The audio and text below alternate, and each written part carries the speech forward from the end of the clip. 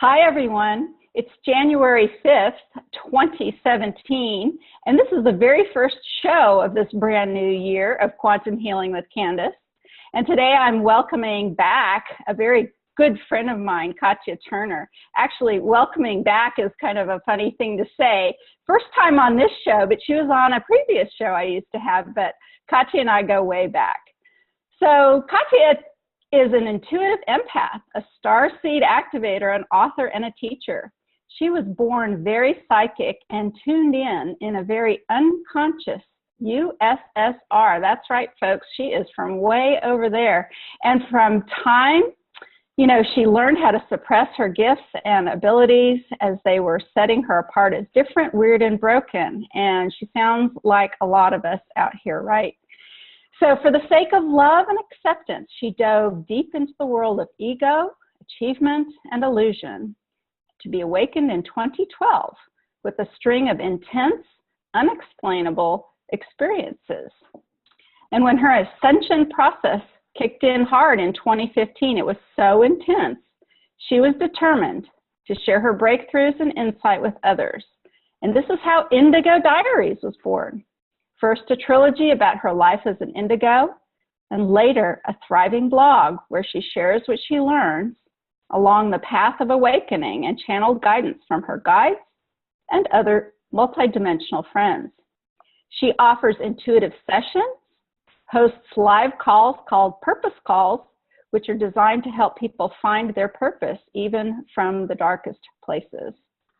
And while a teacher, she is more so a student along with everyone awakening who is very passionate about sharing her knowledge and breakthroughs, her stories and sessions in hopes to be your friend through this intense but beautiful process that is ascension into your true self. Welcome, Katya. It is so great to talk to you again. It is so great to be here, Candace. I cannot believe that we are a little over a year from the last time that we talked, and so much has changed. And I have changed so much, and I'm sure you have changed so much. Wow. Yes. There's been so much that has happened. So to recap just a little bit, I guess it was spring of last year, I had Katya on my New Earth Journey show when I used to have a show on BBS Radio. And I had that show for about a year and then let it go because this one came along with a greater audience and more opportunity to reach people. But you and I talked at the time about your project at the time, which was about motherhood. You want to remind everyone what that was about? So I had a platform that was all about natural birth and an inspired pregnancy. I was so passionate after my own pregnancy with my daughter, and it was very high vibrational pregnancy that has taught me a lot. And so when I wanted to share it all with people, I wanted people not to be afraid of birth and trust their bodies and stuff like that. And if I had all of that inside of me, I wanted to share it, wrote a book, made a website. And yes, that's what we talked about back then. And it was such a beautiful gift, really. I mean, you made so much available to other mothers out there. You felt very strongly about it being a gift, very generous, just giving the message out there and really making a connection with other young mothers and mothers-to-be across the planet. And you know what, now from the mountain on which I am right now, what I understand about that was, and it was such a gift that right now, and such a huge message that I'm sharing now, was that project was more so for me to open up this channel of sharing, because I've always felt, and more so in like 2013 and onward, this huge energy and message within me that needed to get out. But just like so many people out there, especially right now in 2017, are sitting there like, I don't even know where to start. Where do I even begin? So back then I was still pregnant and I was like, I don't know where to start. So, okay, what can I talk about right now? Well, this amazing experience, I have stuff to say, so why not say it? It's going to be something, because I'm very conscious of my energy body and how I feel with it coming through me. And it's like when the energy is here, but it's not getting out, it's trapped right about there. So I can't exist like that. That was goes out. It's like, well, I have a message now. I never in the world thought I would be doing anything about pregnancy, motherhood, birth, anything like that, but it had to come out. And it came out in a beautiful way. It's a beautiful gift for so many people out there who are in the same place that I was back then, because it was so hard to find resources all in one place. Actually, there was no one place for all of those resources. So beautiful stuff. Ended up, you know, as a benefit win-win for everybody. And it definitely kicked me into the gear of what I'm doing right now. And you know, that's so special, really, because a lot of times mothers are so overwhelmed with motherhood, and you know, and kudos to them too, to sort of sometimes, you know, hibernate and really nest with their young ones. But somehow with this, you know, very small child, you have just gone pooh into the universe and gotten even bigger, and your energy is just exploding. Let's back all the way up. Can you tell us a little bit, what I'd like to know is a little bit about how you even got to America. I mean, you started off in USSR, and how you got to America, and then, you know, how you met Cherokee, how you got to Arkansas, because you and I met with working with Dolores Cannon, and we've got a lot of things to talk about and reminisce about as far as, you know, being in the world of Dolores.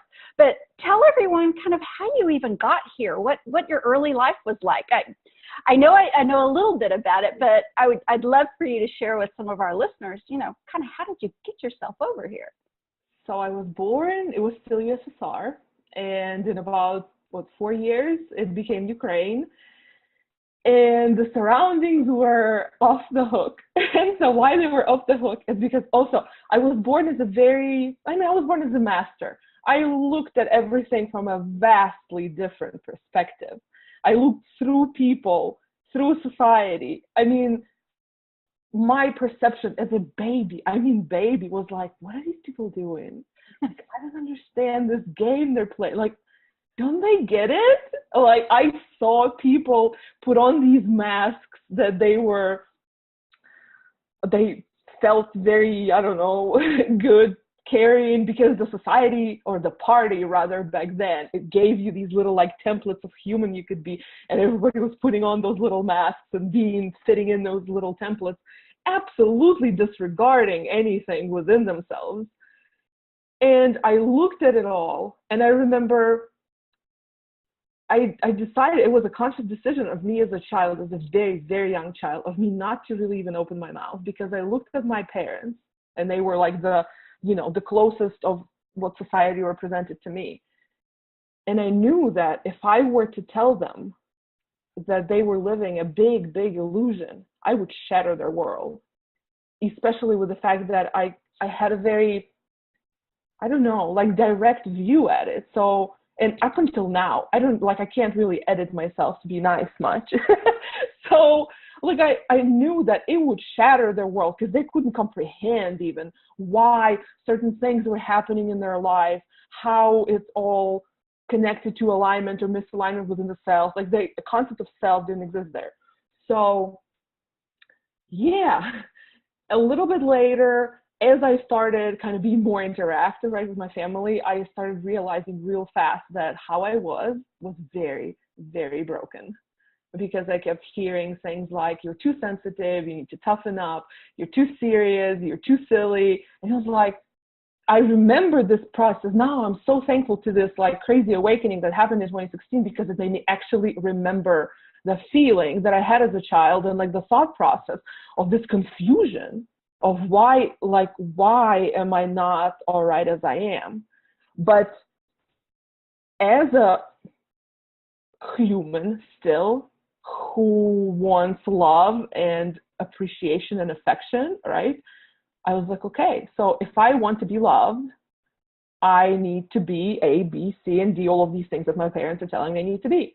And then came school, more things added up to the list, and then TV and more things. And as, you know, we spread out into society, we figure out all of these things that, okay, now we need to be thin. Now we need to speak 5 languages. Now we need to have 3 diplomas. Now we need to have this kind of skin, this kind of hair. I mean, you name it.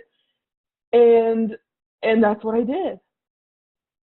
I really, really, truly believed I was very broken. Because I could see visions from the very early childhood, communicated with things outside of these dimensions, And I always thought that I was not there, honestly, all the way up until I met you, actually. Like, actually, it was a phrase that came out of your mouth that made me like lose it and click for me. Wow. And it was during I think PhD practitioner reunion, but we're gonna get there. And so yeah, I lived in that kind of state for years, and I got really good at this game, right? Of what society wants me to be. I got really good at achieving things. I was the best at every single thing I was putting my hands on. And partially it was because I was genuinely talented and I loved doing a lot of those things that I have put myself to do. But mainly, again, now realizing after 2016, it was all driven by wanting to fit in, by wanting to be accepted, by wanting to be loved. And I understood that those were the conditions. So I lived like that. And I remember my mom left to Italy when I was, I think, 9 years old to make money because Ukraine didn't offer much to musicians. And I lived with my dad, who had a pretty good problem with alcohol. So that was a whole another story. And then he left whenever I was 17. So I started living on my own there, going to the university. They trusted me. And to me, honestly, it was like I don't need to parent anybody anymore. Right. That was a real kind of relief. So they left. I was like, finally freedom. And as I was in the university there, and I've always had this dream of, I always knew I was going to go to that university, a linguistic university. I wanted to be an interpreter.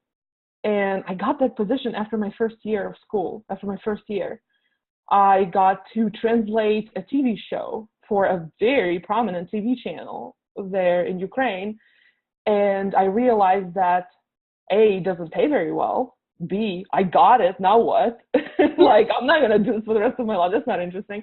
Then I knew I was a really good writer, and my half brother he used to be this head of a information agency back in Kiev, and so he's like, yeah, you're really good, I can get you into any publication. At that point it was like, well, no challenge, not interested, what do we do? And this opportunity came up to go to the States. And here's how it was decided. It was me and my roommate sitting in my kitchen and drinking tea and thinking, why don't we go? I'm like, yeah, probably. Pause for about 10 seconds. Like, why don't we go and why don't we stay? And that's it. I'm like, yep, we're going to do it. And we did it. And despite, my parents, I remember, didn't even come to like farewell me on the plane because they were convinced I was going to come back, and there was no coming back. So it was a big lesson for them. But then for me, I remember I just felt such a strong alignment to, I knew that this was going to be the next step, and I just knew it, and I did it. And thank God there was no people around me to talk me out of it much. Although people tried who were there, but it was absolutely irrelevant. And whenever we came to the States, I worked a bunch of different jobs up until I decided, okay, this no longer is a sustainable thing. I want to go to college. And when I was picking what I wanted to go to college for, I decided to go with what my hobby was, which at that point it was photography. I've always wanted to do it, and I did it because I was bored pretty much in Branson. And yeah, so I went to college for graphic design. And I realized I was really good, went to competition, during competition, met my husband, Cherokee. And it was a very interesting time in my life because I thought I had figured it all out. Like, I thought I had life finally figured out. Especially the breaking point for me was I was just out of this really weird rebound relationship that lasted like for a year. And it was so bad. And I knew it was bad. And I got to the point where all my life I was very afraid of being alone. And at that point, I was like, you know what? I'm just now like starting a business. I'm like thriving at everything. So I'm like, I'm going to be alone. And I'm going to enjoy it. And I started actually enjoying it. And I'm like, yes, Katya has figured life out. And then as soon as I met Cherokee, Ascension kicked in. And it was crazy tornado roller coaster. And it started off with us getting pregnant in the first month of us being together, which for both of us was like, and we ended up getting an abortion done back then, which was in itself a crazy experience. through which we bonded a lot. And then as all of that was going on, the craziest ascension symptoms started happening to me. Like I was absolutely always in the sense of vertigo, like I just got off of a roller coaster. I had these like electricity jolts throughout my body to where I didn't know, was I having a heart attack? Was I having a panic attack? Was I having a stroke? Like, I don't know, and nothing there to explain it. I was constantly in a state of like doom and fear, anxiety. I don't know. All of it was very, very physical and absolutely unexplainable, to where a lot of the times I was going to bed and I was like, I don't know if I'm going to wake up or not, but let's see. And then one day we saw a UFO. In the midst of all of this crazy goes on. I have no idea what this is. And where were you at the time? It was Cherokee birthday. It was my husband's birthday. We were driving from a casino back home. It was like 5 a.m. and we saw this light in the sky that was doing very, very odd things. We thought it was like a police helicopter searching for somebody, but it wasn't, because it was moving too fast. It couldn't maneuver that fast, the helicopter. And then it just crossed the road right in front of us, and there was no denying that. And man, holy goosebumps again. I love this story. There was no denying it was a UFO. And I think it was the next day that Cherokee remembered that he went to school with Travis and Shonda, who are relatives of Dolores Cannon. He remembered about Dolores Cannon. He's like, oh my gosh, she's from my hometown. I need to message them. I need to get a regression done, because I'm pretty sure that I've had contact. Now, what year was all of this happening? I believe 2013. But right now, honestly, looking back, right, the time being so weird and fluid back, and I can barely pinpoint. Right. So I think it was 2013. And so he reached out to Shonda, and I remember she replied like, well, Dolores has like a 7-year waiting list. And okay, we got her books. We started reading Convoluted Universe, and we left to Italy, and we were kind of like thinking about it. And as soon as we came back from Italy, we got a message from Shonda like, hey, Cherokee, will you produce a couple conferences for us? And he is a video producer.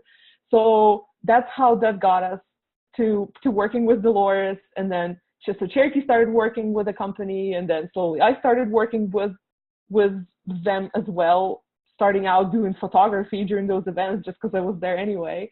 And yes, and so I remember at first we did UFO conference, and that was very interesting. And I remember that's the time I first seen the word ascension, like it was some sign, I think, about transformation conference, and it had the word ascension. I'm like, what is that? Interesting. But I wasn't really conscious about what was going on with me up until still.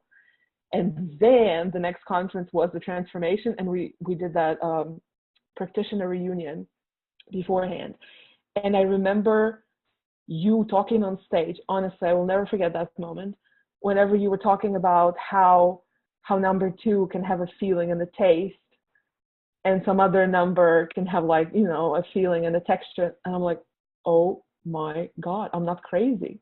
Like there's other people in the world who see the world the way I do. It's like, I am literally not crazy. Like that was the moment. It was kind of like a bucket of water was dumped over me. I was like, wow. You never told me this before. That's synesthesia. In case anybody out there is unfamiliar with it, it's when people can, feel a texture or a taste or a smell with something like a number, which, to most people, that doesn't make any sense. And I have to say, I'm familiar with that. I get that in waves. I don't have it all the time, but that's pretty interesting. Yes. So that was the moment when it was like a moment of my conscious awakening, because after that, I came home and it was like frantically looking stuff up. Like that's when the conscious part started happening. And I was looking it up for months and months and months. And then I found a book by Nikki Patillo, Children of the Stars, which explained a lot. Because I thought, oh, these indigo children, like I always thought about this term, but to me, they were like, well, they are the psychic ones. They're the gifted ones. They're the connected ones. I'm like, I'm nothing like that. I'm this broken, weird thing, right? And then I went through the checklist in her book and I got like 20 out of 21. I'm like, holy moly. And everything I see, and it took me a little bit to understand that everything I see and the visions and the feelings are actually gifts, and that I am actually way connected and way tapped in. But it took me, a little bit to kind of get there. Yeah, so it was huge. It was a huge pivotal moment then. Whenever I went from really thinking genuinely that I was broken in the core of my being somewhere, to whoa, like I'm not. So there must be some explanation for all of this. And that's when I started searching, started looking, and yeah, then I got pregnant, had an amazing, super high vibrational pregnancy with my little starseed child. Wow. That now explains so much now in my deeper understanding of generally everything. And after that, I started the platform. I was made to do this. And in the midst of that, my dark night of the soul kicked in. And it was so dark and so intense that I was sitting one day and thinking, well, maybe, just maybe, if I found a way to raise my vibration just a little bit, maybe it would be easier. And the first thought that came to mind was, well, and it was instant, like this vision came up of me driving in the car and a friend calling me. And they always, have some problems or something that they want to discuss with me. And I always knew what to say. Not only that, it made me feel so alive, like telling them stuff. Like I always had answers.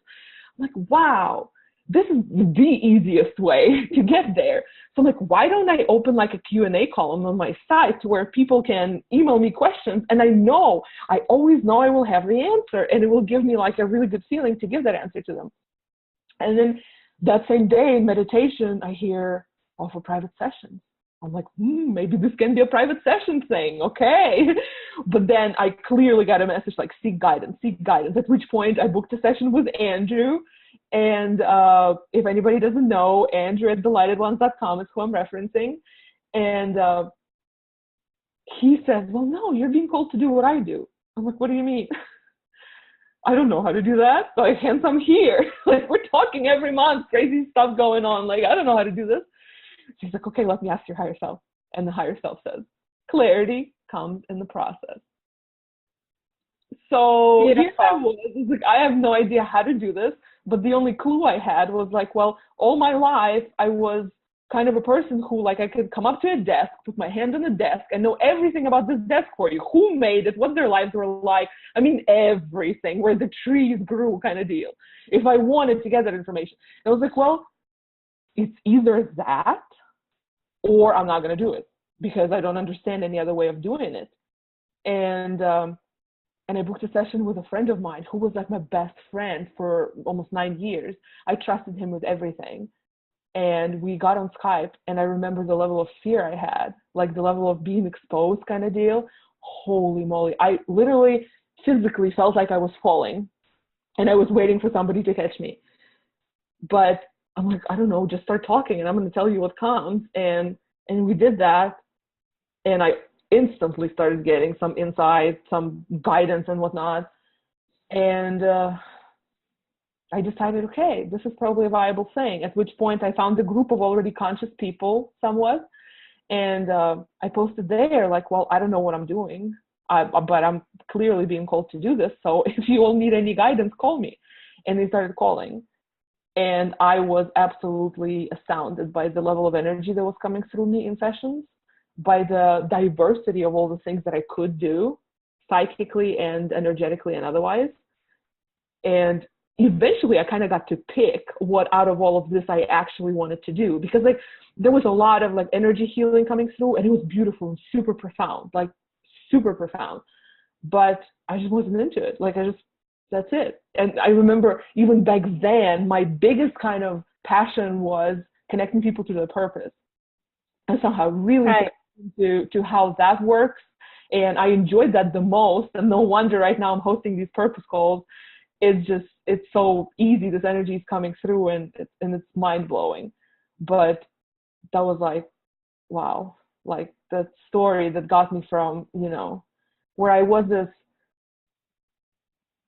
fully awakened master kid. Like, I remember how it used to be that kid. I'm still nowhere near there. Like, I'm still working my way up to having that power and that kind of alignment, to forgetting it all, absolutely, going into such a deep hole, and now like climbing out of it. And yeah, we did a lot of climb in 2016, which we still have, you know, a whole lot to go, but wow, what a journey. It's kind of amazing that, you know, you had all of this happening while being in the realm and being in the midst of the world of Dolores Cannon. You know, all of the things that she was exposed to, all of the ideas that she shared with people, and the fact that you and Cherokee got to work with her. And, you know, I have to tell you, because, you know, we've done projects together, and we've got more to do, you know. I mean, we are already talking about doing more things. But one of the things that I just love about what you've done and were able to do was, as far as I know, you captured the only professional photographs of Dolores Cannon that exist, literally. And I would tell a quick story. So I actually was a pro photographer before coming to this work of quantum healing.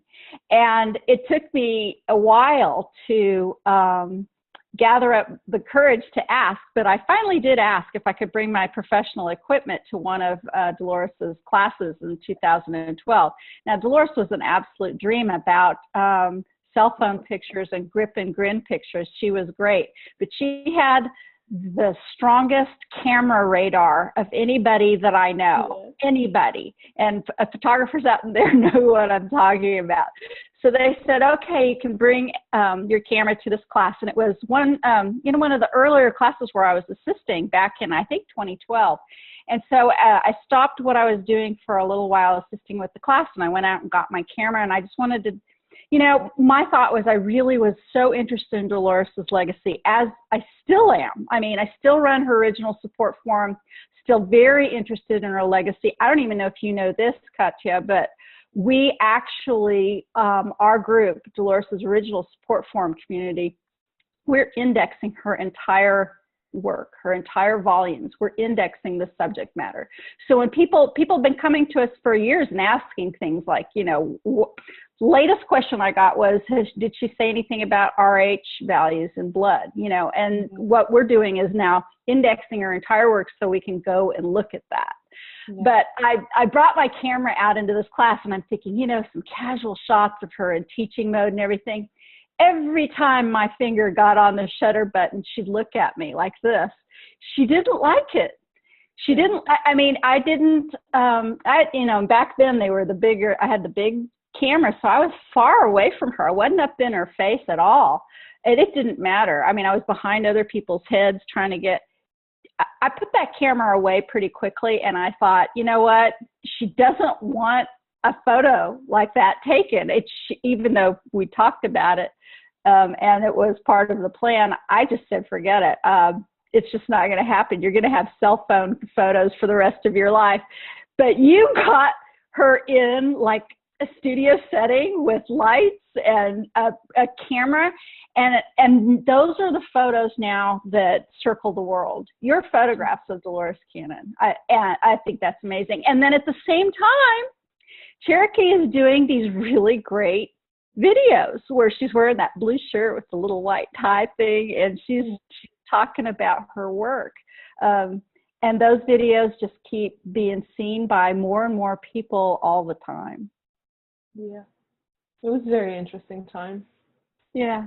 I definitely believe none of it was by accident, and a lot of it was energy and why it had to happen like that. But I mean, we definitely enjoyed our time with Dolores, and how much of a forward propeller for us she was and her work was, is absolutely astounding. I mean, I remember during my first pregnancy, I was glued to Convoluted Universe, trying to find like stuff about the new children, right? What kind of energy they got. I remember reading about births, right? How do they see births and stuff like that. It's very interesting, very interesting. so amazing that you'd be, you know, reading that, and as you're thinking those thoughts, you know, your child is in your womb and experiencing that. And you and I and Cherokee had a special exploration using quantum healing together, didn't we? And, you know, at the time, it was so profound, and I really never talked about it, of course, really with anybody. I didn't talk about it even on our forum abstractly, because, you know, it was so intense and it was so private. But now you shared with me that you've actually talked about it publicly. So I'm so thrilled about that, because now that means we can talk about it a little bit. Would you share with our audience a little bit about what we did and what that was like for you? And guess what? I actually brought my session notes. I have my session notes here, and I don't know if you listened to the recording or what you think about it now, but I know that our audience would love to hear about what happened. I would love to re-listen to the recording, because I remember the energy that I was in. Wow, because it was absolutely not my energy. It was the energy of my child. And back with that pregnancy, the general like vibration of that pregnancy was so high. Like, I pretty much got to experience what it would be like to be ascended, what it would be like to have a crystalline body, what it would be like to be of that high vibrational energy. And then after she was born, like 3 months later, my vibration dropped to my original one and dark night of the soul. And they're like, oh, now you get to do this on your own. But what the session was about, so we did a double regression, right? Both me and my husband went under. And I am amazed at that experience for, I guess, my own selfish reasons, because I'm just like mad scientist trying to figure this out. Because I'm going to stop you for a moment just to say, when Katya is talking about a double session, what she's really saying, or what I'd like to expand about just for a second, it was a tandem session. So Katya and Cherokee had a session, but at the exact same time. They laid side by side on the bed in my wellness studio, and they both went under hypnosis at the same time. Now continue. And here's an interesting point too. So how people usually go under, which is how Cherokee goes under, is under. Like, they experience it like how he describes it, as this like IMAX vision opens up and he sees it very vividly, very in his face. And then when his higher self comes in, he just releases the body pretty much to just a higher self to speak. So that's his experience of it. My experience of it, and this has been every single QHHT session I've ever had, although now it would be interesting to try again because of the level of connection now. But I am in that state the majority of my day. So when I close my eyes, it's that. I don't go any deeper, anything. It's just that. Whether I meditate or I call it a QHHT session, like, it's just the same for me. So the experience itself was crazy. And here's why. Because we could see the same things. We could experience the same things with him being under and me pretty much not. And me just laying there with my eyes closed, which is a huge point of my research now, is the telepathy part. And that's right there is a physical proof for you that it's there, we're just not using it. The same thing happened once in this meditation I have guided Andrew through.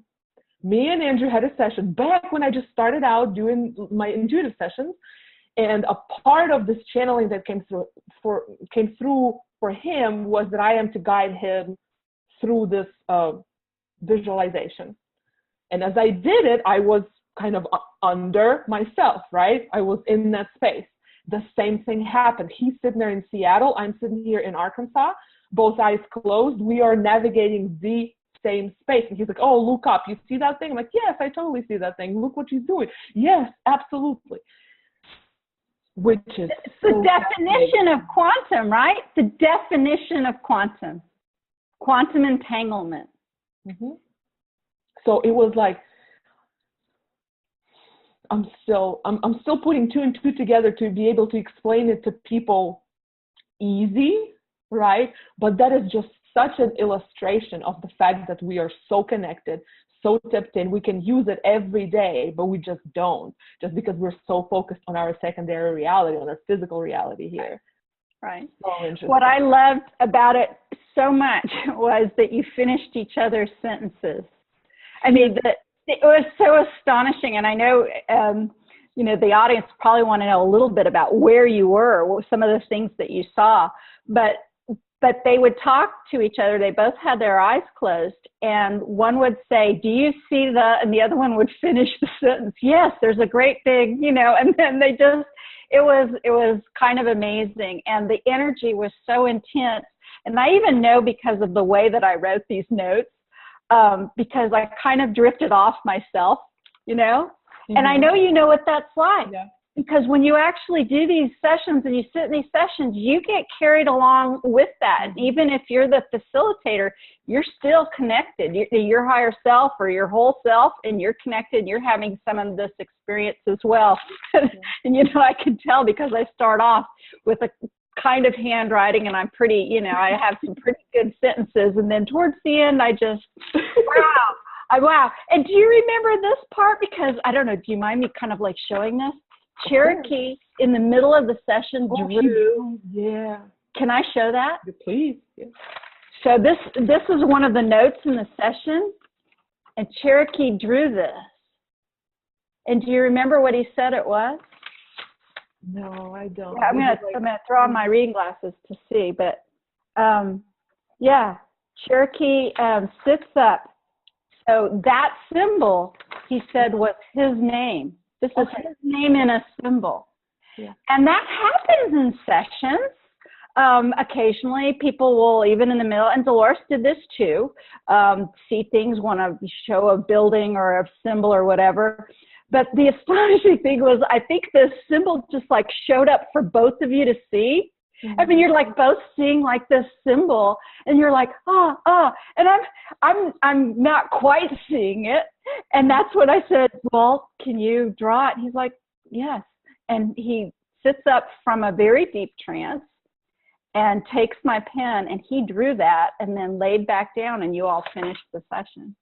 Yeah. He drew so many things after that in sessions. Like whenever I would regress him, he would get up. Sometimes he would draw a being that was coming through. Like instead of his higher self, we would tap into something else, or somebody else would come through to talk to us, and he would draw the being. Like this is what it looks like, what we're talking to. Or yeah, more symbols, mostly symbols. Yeah. Wow. You know, I was looking for it a little while ago. I almost wore a t-shirt today because it had an Ancient Aliens, the guy where it says, the fellow says, well, I'm not saying it was aliens, but it was aliens. The t-shirt, and somehow I ran across that t-shirt today, and part of me thought, I bet I could wear that and it would match for tonight's show. I'm sure we'll end up talking about aliens, but really we're talking about multidimensional or off-planet or other dimensional beings. And I really don't like the term aliens anymore, not so much anyway. But you had this session while you were carrying your first child. Yes, and this is a very interesting experience because as I've researched more, I've understood there's really three of you in the session, and plus me. I understood that this is a process, and we went through like a deep process of chakra realignment in a way. We went through these, like, we were swimming in colors, like or ponds of different color, and then the fireworks of another color. So like it was a energy realignment before we could bring in this child here as a parental unit. We had to go through that. I'm so very curious how other people get to experience it. Because for us, it was like an amazing ride of a double regression. You know, it was so cool. But not every parent of a child that's a new kind of earth being gets to experience that. But it's definitely a very common thing, from what I understand, of what parents have to go through. Yeah, your pregnancy was so interesting. And one of the things that I remember most about it was, and we asked, this is one of the questions we asked, I remember vividly, we asked one of these questions for your higher self in this session about, at the time, I mean, you're pregnant and you were eating like fruit and more fruit and fruit. And then with a side of fruit, right? I mean, mean, you existed on fruit during that pregnancy, and you were absolutely in the heart of yourself sure that this was fine for the health of your child.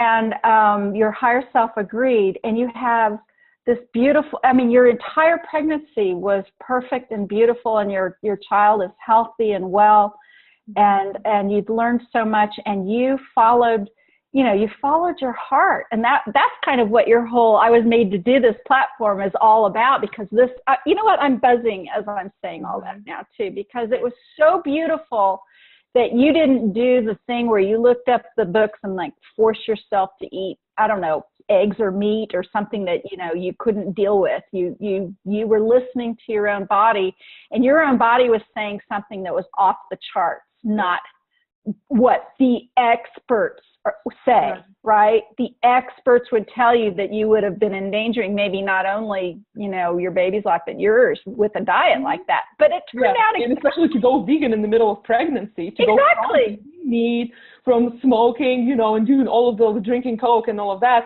to fruit and water. I know. Yeah. I remember that. Absolutely beautiful. I felt like I was reborn. But here's the deal. And my latest session with Cherokee and his higher self conversation explains a lot of it, was whenever we are talking about a crystalline body, and that's what I was carrying, it's way more about the energy and the vibration that you hold than the actual food you put into your body. The ratio of what matters, it's like 90-10. Like, yeah, your body is still a 3D body and it still needs certain nutrients and stuff, which you still can get from all plant-based food. Now that vegan movement is like booming out, we're kind of starting to realize that we can eat absolutely healthy on just plant-based.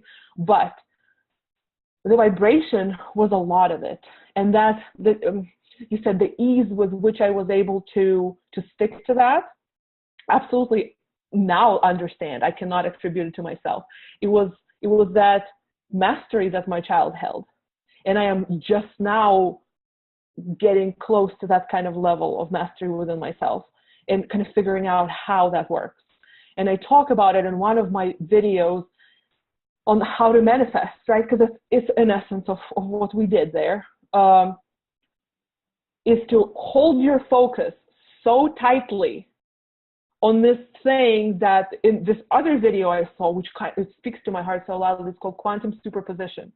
You put the one outcome as a quantum superposition. The outcome of a healthy, happy child was my program. And I was able to hold that program so easily with the help of her energy and her focus, to the point where if my mind would say something like, oh, what if blah, blah, it was like, nope. What if, nope. So that all of the other possibilities did not enter the space. They were never given a chance to develop energetically. So they didn't. And against all physical proof odds, right? We had a healthy, happy child, an amazing pregnancy when I felt amazing. And yeah, and it all turned out to be fine and some. So she taught me a lot with that experience, a whole lot, to where like now kind of having tasted the end result of being of that level of mastery, of that level of vibration, now I know where to aim, and I'm figuring out how to get myself there from a place of lower vibration to a place of that, and that's what I'm kind of sharing with people a lot on my channel on the side. How is your child doing, and how old is she right now? She's almost 21 months right now, and she's doing amazing. Very interesting to see. She's starting to talk a little bit here and a little bit there. She is very willful, very, she knows what she wants. She knows her alignment, and it's beautiful to witness, beautiful. And I cannot wait until she starts talking, until we can discuss all of it, because I know she's way extrasensory. She sees way more things than we do. I mean, it's not surprising to me. I knew it was going to be that way. Do you telepathically communicate? Here's how it's interesting. Yes, but that telepathy it's not like, how I guess, what we would consider a regular telepathy. There's no images, there's no words. It's a communication through vibration. Yes. Through feeling, right? To where we don't need to translate it into words, into anything more physical than what it already is. So yeah, that's definitely going on. And you're expecting another one, aren't you? Yes, and this pregnancy was very, very, very different from the other one, because during this pregnancy I have absolutely no access to the energy of the child. And really, I have experienced the craziest dark night of the soul with absolutely wild ascension symptoms as a byproduct of it, to where sometimes I stopped and I'm like, are you guys out of your mind? Like, 'cause sometimes I'm like, I can't eat for a week, let's say. Like, if my solar plexus and my sacral chakra are going through some upgrade, I cannot eat for a week. Like, my whole energetic system gets rebooted along with the physical system. And it was just crazy things are going on. And the level of vibration, imagine going through the dark night of the soul, where kind of the level of lows that you're in is absolutely astounding. Yes, so very, very interesting to compare the two. And in this pregnancy, I knew it was like, well, I'm on my own here. Like, I have to figure it out with my own vibration, with my own tools. And hence, so many blogs, so many videos came out of this process as a byproduct of me kind of figuring it out slowly. And you had a home birth the first time. You planning on doing that again? Yes. Of course you are. And kudos to you. And I can't wait to hear about how it all turns out this next time. Yes, me too. I'm so curious, because this time is definitely all unknown. Right. Fully unknown. How exciting. But again, the level of unknown is only until we know it to be something.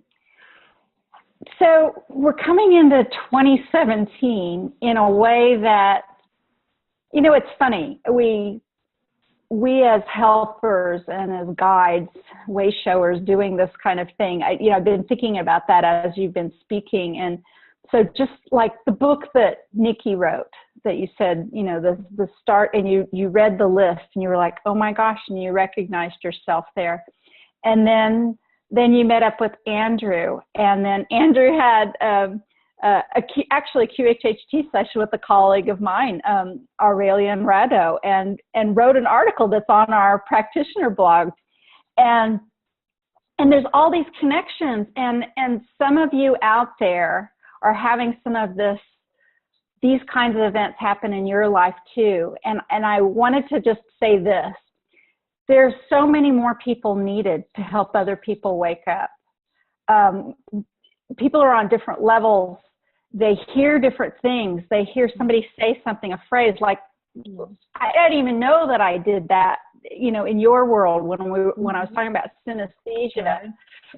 But if you have this hunger and desire in you to speak about these things, it's part of, you know, source energy telling you that your purpose, you know, may not be to quit your job or anything, but to actually speak to people about this and not have any fear about that, and connect with others, because it really does help other people. And like even in your, you know, in your introduction, I just loved it so much. You know, I think that you and I and others like us coming up along in this year of 2017, you know, we're past this guru stage.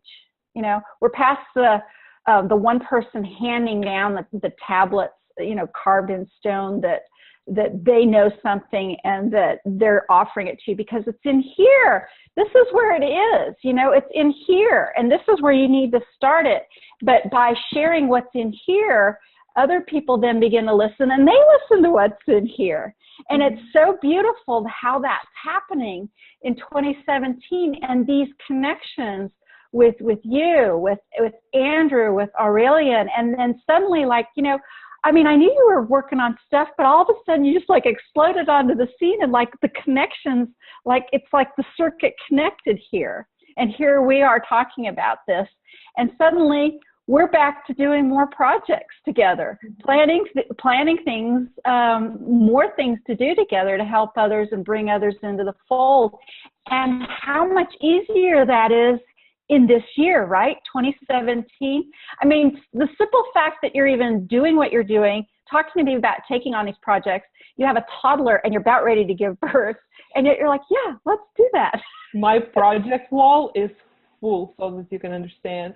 Oh my gosh, I just talked about this in my recent videos about how I watched my husband like blossom and say yes to every single one opportunity. And I'm like, wow, this life that I've always thought that I was going to be living is right here for me.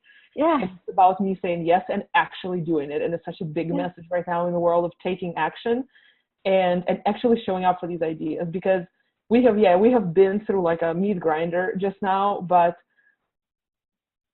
all of us who have, all of us are sitting with these ideas in our field, whether we realize it or not, whether we have put our finger on them, on those thoughts or not. Some of us are more tapped into how we speak to our guidance. Some of us are less, but those things are coming up for everybody. And it's all about like, will you say yes to them? Will you say yes to your soul coming through you? Yeah. Yeah. So good. And some of my clients recently have been saying, and I'm sure you probably have gotten the same thing, and they say, I'm so excited about these things and I'm so hungry to talk about them, but I'm afraid other people will think I'm weird. And because they're afraid that they won't be understood and they won't be accepted and they won't be loved. We're talking about exactly what your entire childhood was about, what partially mine was about too. Just don't talk about that. Stay in the accepted norms and everything. But we're moving out of that in a really big way. And to deny that in you not only keeps you from your joy, but it can turn around and kind of fester inside of you with incorrect energy and possibly even manifest as illness. Yes, I see this manifesting as illness in people over and over and over again. And every time, whenever people ask me like, well, what do I do if I know I have the ideas, but I'm not getting them out? I'm like, well, blockages is what happens. Like you feel first just heavy, and then you start manifesting physical stuff in that area that's heavy, or it's plain and simple.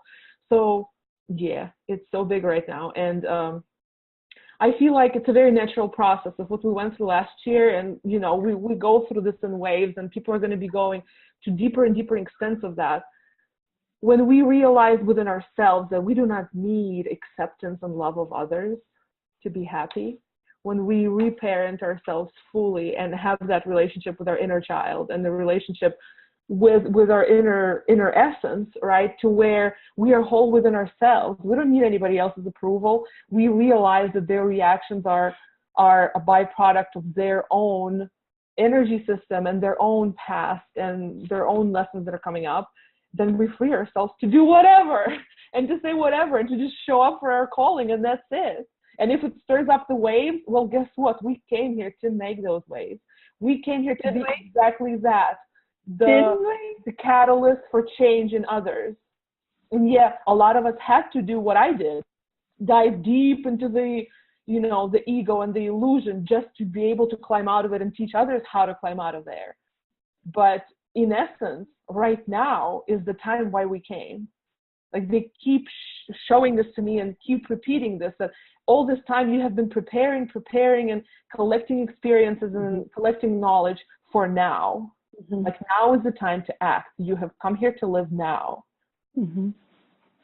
I'm looking down at some notes that I wrote because I'm opening up more and more to my own guides and guidance. And, the person who leads my team is my mentor, my teacher, our beautiful friend, Dolores Cannon.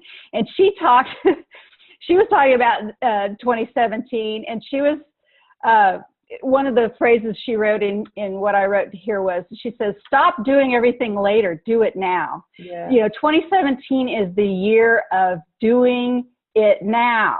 It's some sort of, I'm actually, do you mind? I would like to read this. Yeah. So I hear Dolores best in the morning, and I actually asked if she had a message for people regarding the new year of 2017. And she said, yes. She said, there's still a lot of work to do. And then she starts by saying, there's this peculiar human trait so many of you have.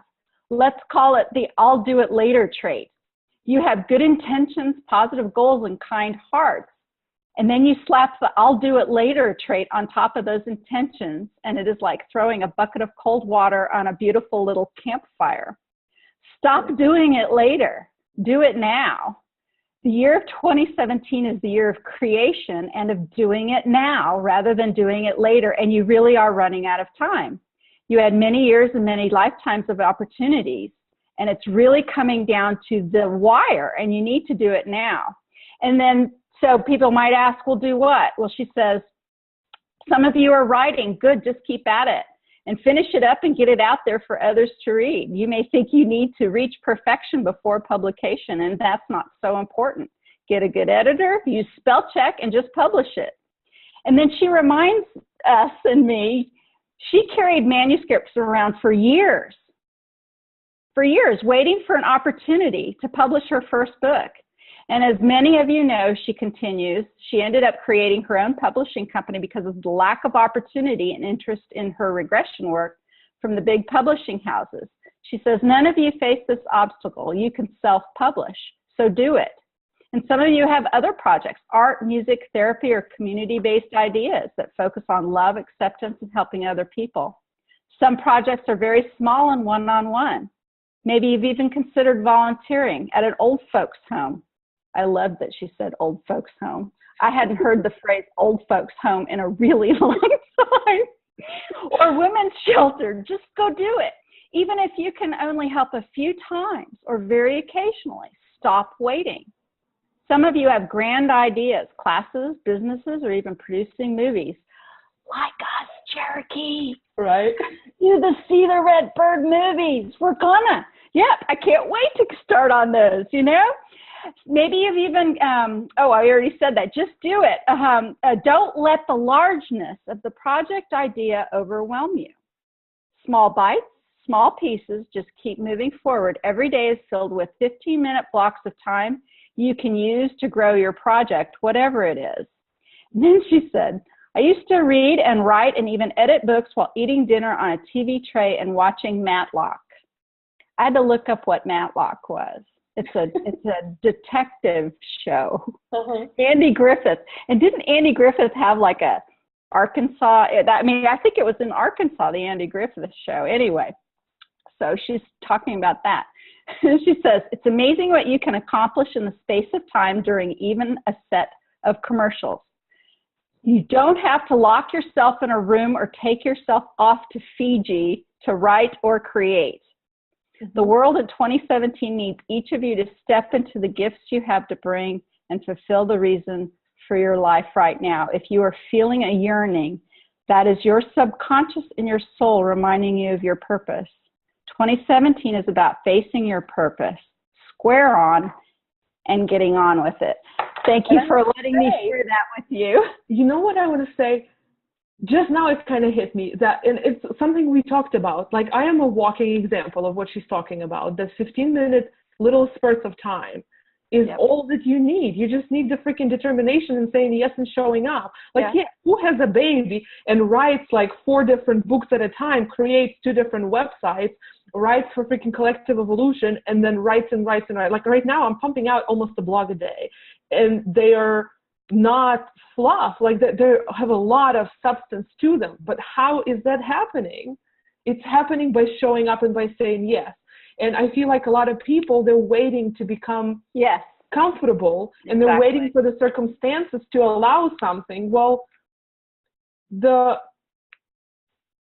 conviction and the pull is stronger than circumstances, and that's it. And then it's just, what are you showing up for? Are you showing up for sleep and to put off your life another year? Or are you going to show up for what it is that you're here to do? And let me tell you, the level of freedom and the level of this current of energy streaming through you that lets you feel such levels of like abundance and flow whenever you do show up for every single idea, even if it's not comfortable, even if it's 5 in the morning.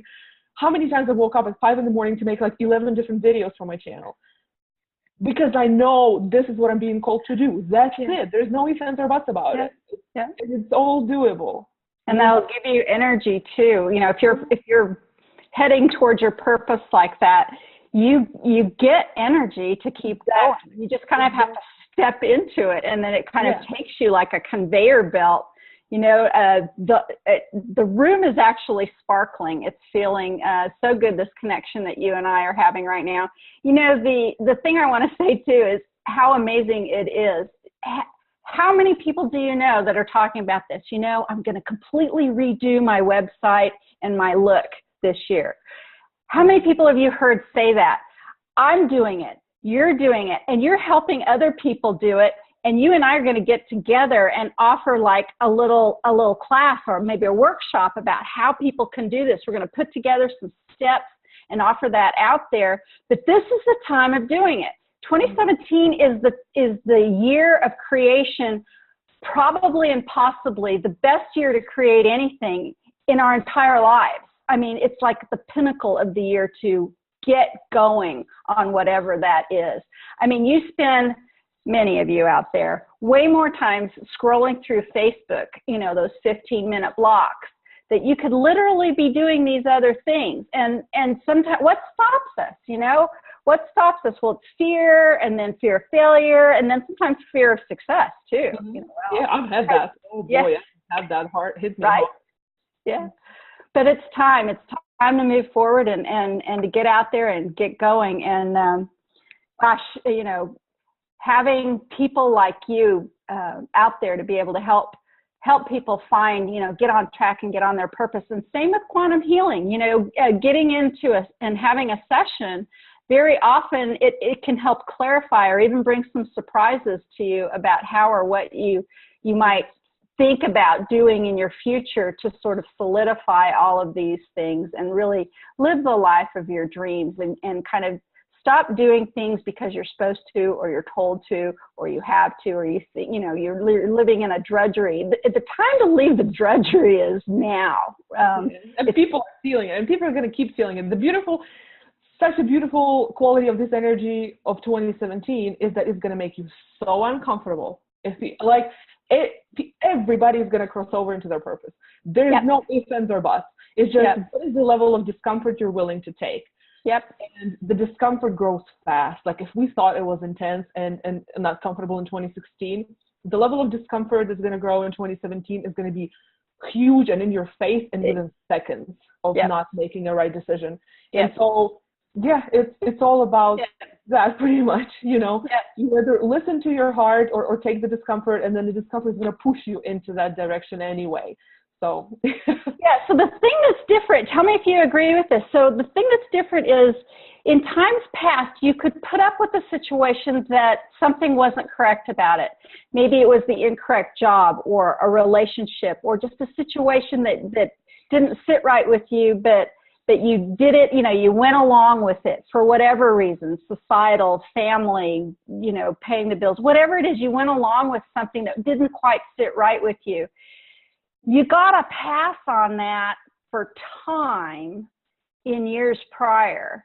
This year, it's not going to be so easy to do that. Like Katya says, that, you know, your discomfort, the line used to be, you know, pretty big. You could hang out on that line for a while and kind of figure out what you wanted to do, and maybe this, maybe that. And the line has gotten much thinner now, and you know, you're going to have to decide. You're going to have to, it's either going to explode in you or you need to explode out of there or something. But you know, the time of sort of sitting on all of that is over. But it's really, even if it's scary somehow to make those decisions or allow those things to come up, they're over with quickly. The whole thing is quick, right? So the discomfort comes up quick. The solutions or the possibilities show up quickly. You know, you choose one and then it resolves just as quickly. These years of languishing on whatever, or months and months of languishing on, that seems to kind of to be over for a lot of people, for a lot of things. I feel like this is how and why we come in waves.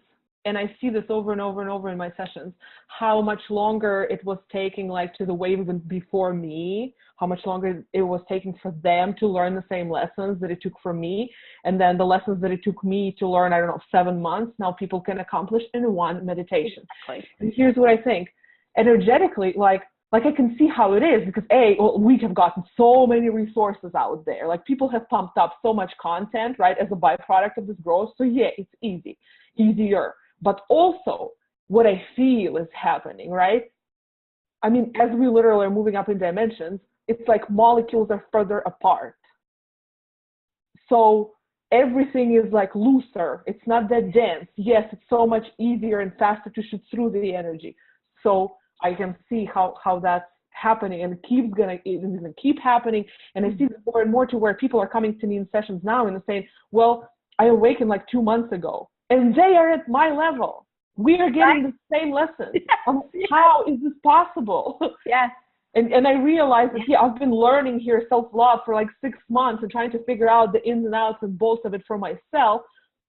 And this person right now, and again, more of it comes on a, on a very like clear cognitive level. I just feel through the energy and that's it. And I know that this person can get it in an hour. If they set with it, if they gave it the intention and the time to show up and to show them the lesson, an hour is all would it take them. Wow. Beautiful. Yeah. Right. These things can happen that quickly now. The energies support that. And they didn't really before. Yeah. Not for the majority of people. There's a lot of people who are catching up. Katya, this has been so enjoyable. Will you come back? Can we do this again sometime? Can we maybe do this on a more regular basis? Totally. Yes, totally. We can totally Loved do that. it. A lot to share. Yeah, loved it. So much fun. We have a lot to talk about. Well, I suspect next time I talk to you, your family will be a little larger and you'll have some more stories to tell us. And you and I are going to talk about creating that workshop coming up. But for right now, I think we're going to go ahead and conclude our time together today. So you can find Katya and her work at indigodairies.com, and you can subscribe to her active blog. She has a YouTube channel, a Facebook page, and all those things. She discusses topics like spiritual empowerment, motherhood, parenting and education of the new paradigm, energy conscious branding and businesses, and so much more. Katya, thank you again for joining us today. And I look forward to chatting with you and your wonderful husband, Cherokee, very soon in the future. Yes. Will you say hi to him for me and give your baby a kiss? And we'll talk to you later. Definitely. Thank you for having me. Happy 2017, everyone. Thank you. Bye-bye.